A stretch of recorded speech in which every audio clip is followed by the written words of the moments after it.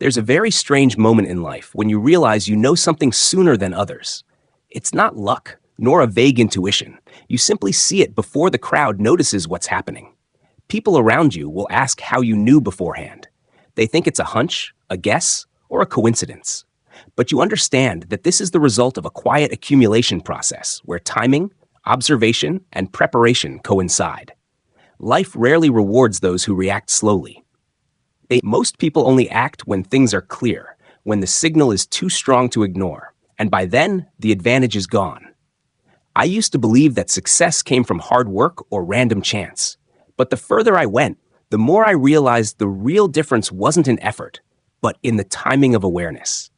Those who are one step ahead aren't necessarily smarter. They just see it sooner. Early awareness isn't predicting the future.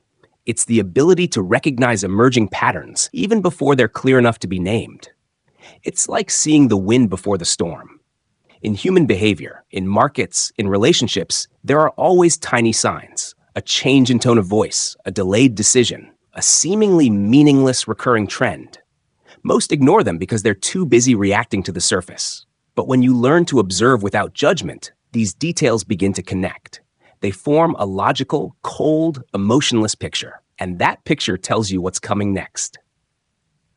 Neuroscience shows that the human brain is constantly searching for patterns, even when we're not consciously aware of it. The question isn't whether everyone has this ability, but who has the discipline to hone it to a sharp level. Those who foresee things don't live in fantasy. They stick to reality more than anyone else. They look at the data, behavior, history, and compare it to the present. While most people are still debating, they've already prepared their plan. There's a very clear feeling when you're in the right position of awareness. Everything becomes clearer, not because it's easy, but because you're no longer surprised. You don't panic when others start to fear. Opportunities don't appear like magic. They appear like a small, very narrow crack in the door, and only exist for a short time. Those who react slowly will never see that crack. The difference lies in acting when the information is incomplete, when no one is certain, when risks still exist. That's where advantage is created, and also where most people don't dare to step. For knowledge isn't about showing superiority. It's about controlling your choices. When you foresee the consequences, you're no longer swept away by fleeting emotions or crowd pressure. In society, pioneers are often viewed with suspicion. They're considered reckless, unconventional, or too early. But history shows that those who act at the right time are rarely recognized immediately. The truth is, the world operates in cycles and patterns. Only humans prefer to believe that everything happens randomly. When you abandon your belief in absolute chaos, you begin to see the underlying order. And when you see that order, you're no longer in reflexive mode. You switch to proactive mode. You don't wait for a loud signal. You read the weak one. This isn't an innate ability. It's a skill honed through constant observation, slow thinking, and not chasing the noise. It requires you to accept standing alone in many decisions. Most people fail not because they lack information. They fail because they realize it too late. By the time they understand what's going on, the game has moved on to the next round. If you've ever felt like you're late in life, it's no coincidence. It's a sign that you're living at someone else's pace instead of the pace of reality. Early awareness doesn't prevent you from making mistakes, but it gives you time. And time, in any serious game, is always the most valuable resource. When you have more time, you have more choices. When others are forced to react, you've had time to adjust. When they panic, you still have space to think. The most dangerous thing isn't not knowing. It's thinking you know enough. Those who know ahead always keep an open mind, but are disciplined. They don't blindly trust, not even themselves. This is the foundation of all future advantages. Not power, not money, but position of awareness. Where you stand in the flow of information determines whether you are swept away or steered. And from this point on, the question is no longer, what will happen? The real question is, when the sign appears, are you calm enough to see it? Once you are in the right position of awareness, the world begins to reveal layers you never saw before. Not because the world has changed, but because your perspective has changed. You no longer see the event in isolation. You see the chain of causes. Most people react to the result. They only pay attention when the consequences have appeared. But those who foresee the future focus on the cause, on the very small factors that are silently accumulating. In human behavior, nothing is entirely random. A decision repeated many times becomes a habit. A spreading habit becomes a trend. And a trend, if left unchecked, becomes the outcome. Those who come later only see the outcome. Those who come first have seen the trend long ago. This difference determines who is passive and who is active. A common mistake is thinking that prediction requires complete information. In reality, the opposite is true. When information is complete, the opportunity has often already passed. The advantage always lies in the stage where information is still lacking, but the pattern has begun to emerge. This is where the ability to read the pattern comes into play. You don't need to know the whole picture. You only need to know the direction it's moving. Like looking at a stream, you don't need to see the whole river to know where it's flowing. Those who always wait for confirmation from the crowd will always come last. They need consensus to feel secure. But consensus is a sign that the advantage has eroded. Those who foresee the future accept the feeling of insecurity. They are accustomed to making decisions without clear explanations for others. Not because of recklessness, but because they understand that absolute certainty is an illusion. History shows that individuals ahead of their time are rarely immediately praised. Leonardo da Vinci, Nikola Tesla, and many other thinkers were not superior because of their intellect alone. They were superior because of their ability to observe and connect things that others consider unrelated. They didn't just look at their own field.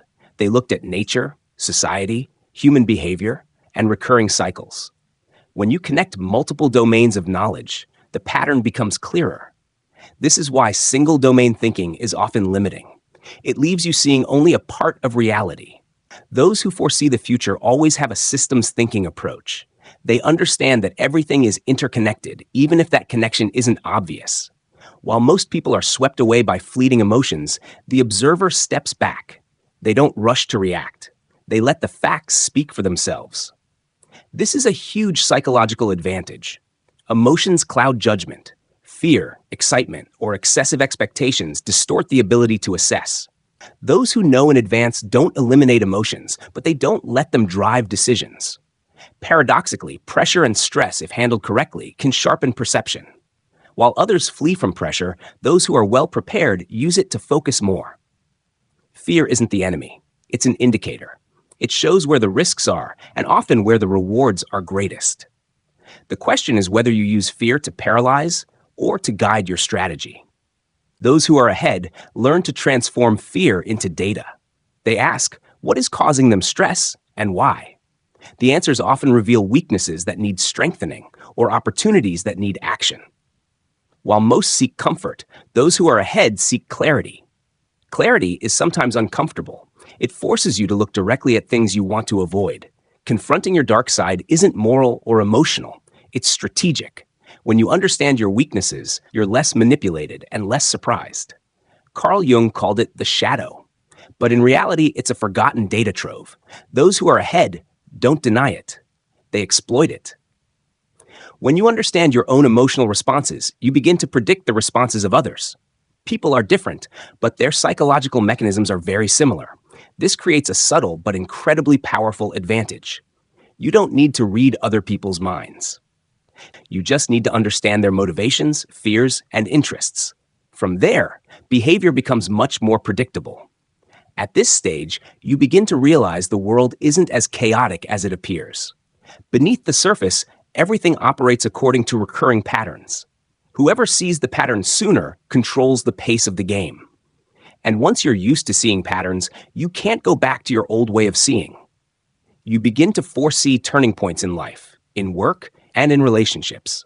The question is no longer whether change will come. The question is, where will you be when it happens? Time is the factor most people underestimate. They think it's just context, while in reality, it's the most powerful lever of any advantage. Those who know in advance don't win because they make better decisions. They win because they decide sooner. In every system, from economics and society to personal life, those who are ahead always have more options. When you arrive early, You have the right to try, fail, and adjust. When you arrive late, you only have the right to react. The advantage of time lies not in physical speed, but in the speed of cognitive processing. The earlier you identify a problem, the more space you have to think and prepare. That space is something others don't have. Most serious mistakes occur not because of a lack of ability, but because of being forced into a rushed decision. When time is compressed, the quality of decisions almost always deteriorates. Those who foresee are rarely forced into such situations. They have seen the signals long ago when everything was still calm, and in that calm, they prepared. Preparation doesn't mean acting immediately. It means being ready to act at the right time. There are times when doing nothing is the best strategy. But that's doing nothing in a state of clear-headedness, not procrastinating out of fear. Those who lag behind often confuse patience with hesitation. Patience is knowing what you're waiting for. Hesitation is not daring to face the risks. These two states look similar, but the results are completely different. When you have the advantage of time, you don't need to rush. You can observe more, gather more signals, and test your assumptions. Meanwhile, the crowd is still debating what's happening. History always favors those who act early but are prepared. In the Industrial Revolution, in economic cycles, or in personal careers, those who seize opportunities early always have a better position, even if they aren't the smartest. Time also creates another effect: accumulation. Each early decision gives you more data. Each piece of data helps make subsequent decisions more accurate. Those who arrive late lack this data set. This is why some people seem to always be on the right track. Not because they guessed correctly from the start, but because they started early, giving them more opportunities for adjustment. Those who know ahead understand that knowledge is worthless if it's not put into action. But they also understand that acting at the wrong time is more dangerous than not acting at all. The key lies in balance. They don't jump at every opportunity. They wait for a signal that's clear enough, but not yet large enough to attract the crowd. That's the gray area, where the rewards are highest and the risks are manageable. In this area, you don't have social validation. No one applauds, no guarantees.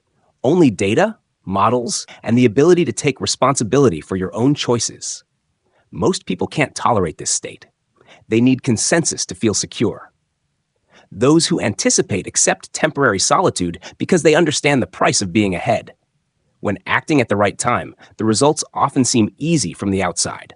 Others call it luck. But they don't see the months, even years, of observation and preparation behind the scenes. There is a very clear difference between a quick reactor and an early actor. Quick reaction is passive. Early action is active. The inner feeling of these two states is completely different. When you act early, you are not swept along by collective emotions. You are not pressured to do what others are doing. You are playing your own game with rules you understand better. Gradually, this creates an invisible reputation. Others begin to realize you're often ahead. They don't understand why, but they sense the stability in your decisions. This reputation doesn't need to be ostentatious. It builds itself through results. And results, over time, become a form of soft power. Power isn't about controlling others. It's about the ability to shape circumstances. When you're ahead, circumstances often have to adapt to you, rather than the other way around. At this point, you begin to understand that the greatest advantage isn't knowing more, but knowing sooner and acting at the right time. This is the foundation for every subsequent step. The world may seem chaotic, but chaos only exists for those who don't look long enough. Beneath the surface of events, there's always structure. The question isn't whether it exists, but whether you have the patience to recognize it. People often confuse complexity with randomness. When a system is beyond quick comprehension, people label it unpredictable. But those who know beforehand understand that complexity still follows rules. It's just that those rules aren't immediately apparent. In society, in markets, in individual behavior, patterns are always repeating. They change form, but retain their structure. When you learn to recognize the structure, you are no longer misled by appearances. Those who come later see the event. Those who come before see the sequence. An event rarely stands alone. It is the result of many forces acting simultaneously, accumulating over time. When you observe long enough, you begin to recognize the rhythm. Everything has a rhythm, from human emotions to economic cycles. That rhythm rises, falls, and repeats, not according to a fixed schedule, but according to consistent logic. Most people only pay attention when the rhythm is already high, when emotions are running high, when news is abundant. But at that point, the game is almost already set. Those who are foresighted notice subtle changes in the early stages: a slower than normal reaction, a decision delayed for no apparent reason, a slight imbalance in the system. These signs aren't dramatic. They're easily overlooked because they lack the necessary intensity. But that's precisely why they're valuable. There's an important principle.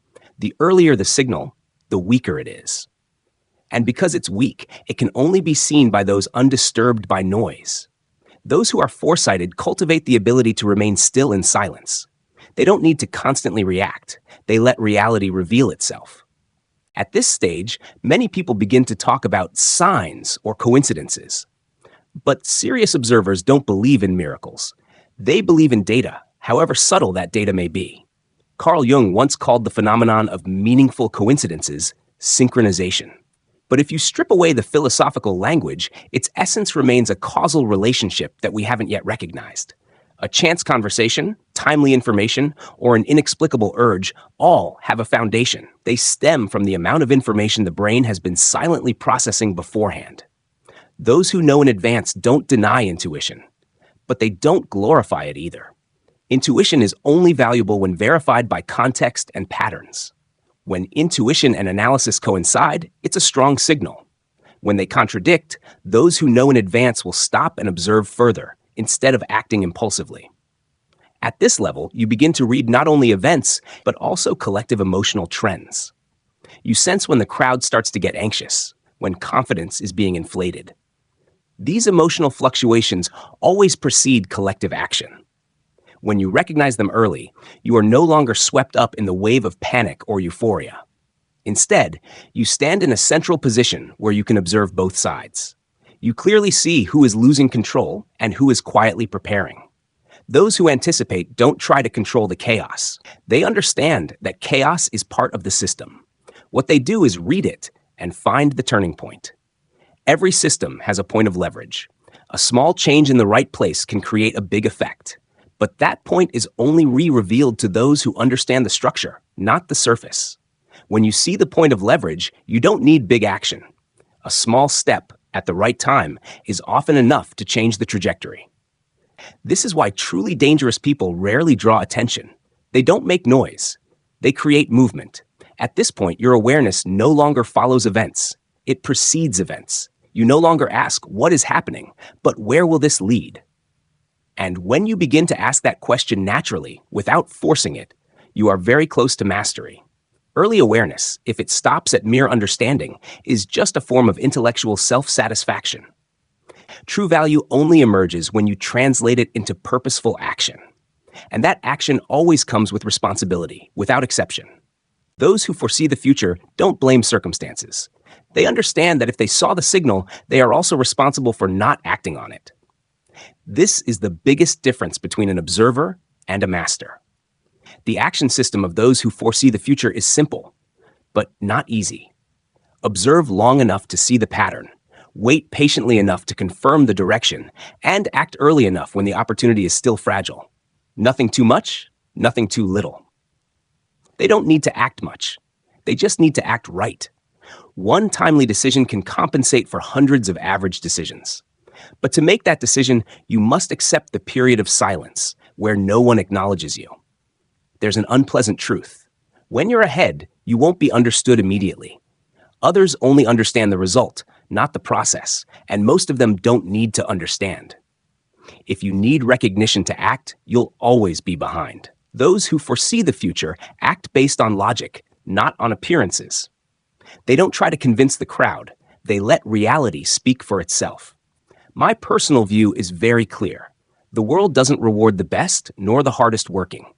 The world rewards those who understand correctly and act at the right time.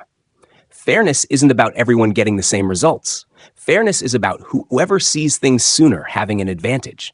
And that advantage isn't unethical if it's built on observation, discipline, and personal responsibility. The most dangerous thing today isn't a lack of information, but an overabundance of meaningless information. It makes people lose the ability to distinguish between signals and noise. Those who know ahead must learn to filter, not consume. You don't need to know everything. You only need to know what's relevant to your direction. Everything else is noise. When you start living by this principle, your pace of life will change. You won't rush. You won't panic. You won't be drawn into every argument. You become less reactive, but more decisive. Less talkative, but more precise. Fewer actions, but each action carries weight. At this stage, others may perceive you as cold, but in reality, you are simply being clear. Clear to yourself and needing less explanation for the world. Knowing ahead isn't about manipulating others. It's about not being manipulated. When you understand the pattern, you are no longer a victim of circumstances or collective emotions. You begin to see that much of personal tragedy stems from reacting late, speaking late, leaving late, changing late. Not because of ignorance, but because of a reluctance to believe the initial signals. If there's one thing you should hold back after everything you've just heard, it's this. When you see a sign repeated enough times, don't ignore it just because others haven't seen it yet. Truth doesn't need majority confirmation to exist. It just needs time to reveal itself. And time is always on the side of those who prepare early. You don't need to be extraordinary. You just need to be a little more alert than you were yesterday.